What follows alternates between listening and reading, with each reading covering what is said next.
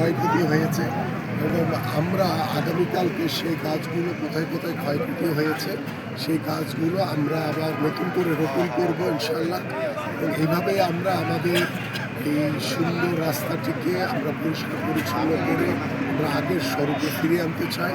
এবং বাংলাদেশ জাতীয়তাবাদী দল বিএনপি যে মানুষের সামাজিক যে মূল্যবোধগুলো নিয়ে কাজ করে, মানুষের যে সামাজিক উন্নয়নগুলো নিয়ে কাজ করে, এবং আমরা দলীয় সকল নেতাকর্মীরা আমাদের প্রিয় নেতার যে নির্দেশনা রয়েছে আমরা যা কিছু করব সবই যাতে সাধারণ মানুষের দেশের জনগণের জন্য হয় সে লক্ষ্য নিয়ে গতকালকের যে জনসমুদ্র আপনারা দেখেছেন সেই সাথে সাথে রাতের বেলায় তার নির্দেশনায় আমরা আজকের এই 300 ফিটের যে রাস্তায় যে ময়লা স্তূপ হয়েছে সেই রাস্তাগুলো পরিষ্কার করার জন্য আমাদের সকল দলীয় নেতাকর্মীরা ইতিমধ্যে রাস্তা নেমে পড়েছে। আজকে সারাদিন ব্যাপী এই 300 ফিটের পুরো রাস্তাটি পরিষ্কার করা হবে ইনশাআল্লাহ।